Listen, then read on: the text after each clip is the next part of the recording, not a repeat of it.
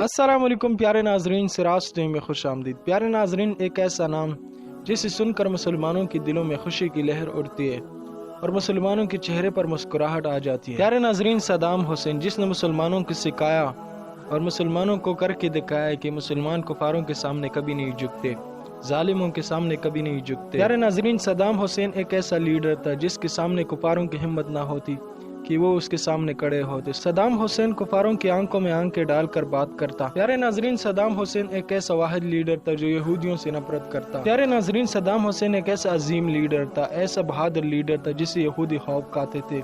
Saddam Hussein اکثر اپنے interview میں بتاتا کہ میں ایٹم بم اپنے لوگوں کے لیے نہیں بنا رہا ہوں، بلکہ اس لیے بنا رہا ہوں تاکہ اس سے یہودیوں کی نیندیں حرام ہو جائے۔ پیارے ناظرین، صدام حسین وہ عظیم لیڈر تھا جس نے ایک عورت کے فریاد پر اسرائیل پر 40 میزائل پھینک دیے تھے۔ پیارے ناظرین، ہوا کچھ یوں تھا کہ صدام حسین کی لائیو کانفرنس چل رہی تھی تو وہاں پر ایک عورت گھسی چیختی چلاتے ہوئی اور صدام حسین سے کہنے لگی کہ یہاں پر تو مزے کر رہے ہو، وہاں پر اسرائیلی فوجیوں نے میری بیٹی کو ریپ کا نشانہ بنا دیا۔ اسرائیلی فوجی ہمارے ہاں آتے اور ہمارے گھر سے عورتوں کو اٹھاتے پھر جان سے مار دیتے ہیں۔ اسرائیلی فوجی ہماری بیٹیوں کو ریپ کا نشانہ بناتے ہیں۔ تم یہاں پر آرام سے بیٹھے ہو، وہاں پر اسرائیلی فوجی ہمارے اوپر ظلم کے پہاڑ توڑ رہے ہیں۔ کیا تمہیں اس بات کی فکر نہیں کہ اسرائیلی فوجی ہماری عزتوں کو لوٹ رہے ہیں؟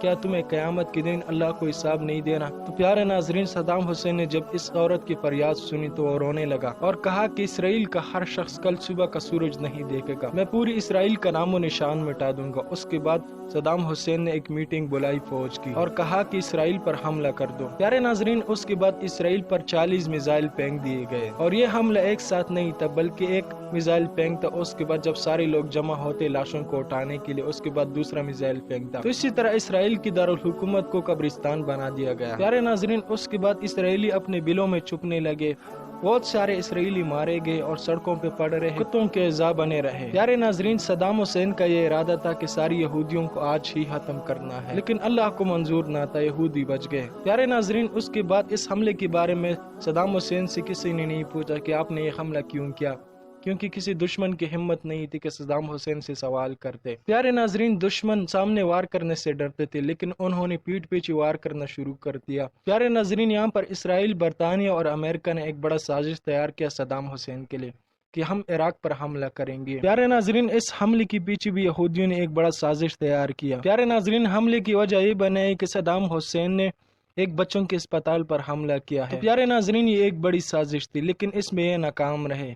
اس کے بعد صدام حسین پر 148 افراد کے قتل کا الزام لگا دیا گیا۔ پیارے ناظرین، اس منصوبے کو کامیاب بنانے کے لیے اربوں کربوں ڈالر لگائے گئے، بڑے بڑے لوگوں کو خریدا گیا، اس کے بعد اس پلان کو کامیاب بنایا گیا۔ اس کے بعد صدام حسین کو قید کر لیا گیا اور صدام حسین کے سزا کے لیے بندوبست تیار کیا گیا۔ اس دوران صدام حسین کے وکیلوں کو بھی قتل کیا گیا۔ پیارے ناظرین، اس کے بعد صدام حسین کو موت کی سزا سنائی گئی۔ ان کا مقصد یہ تھا کہ صدام حسین کا بھی خاتمہ کر دیں گے اور مسلمانوں کی اندر جو ہمت اس نے جگائی ہے اس کا بھی خاتمہ کر دیں گے۔ پیارے ناظرین، صبح کے 5 بجے تھے۔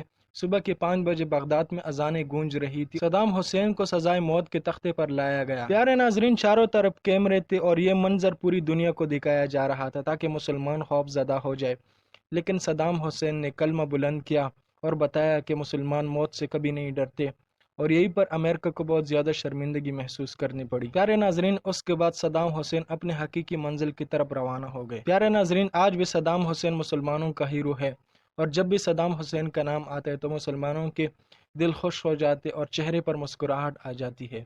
تو آج کی ویڈیو اتنی تھی۔ اپنے اور اپنے پیاروں کا بہت سارا خیال رکھیں۔ ملتے ہیں کسی اور ویڈیو میں، تب تک کے لیے اللہ حافظ۔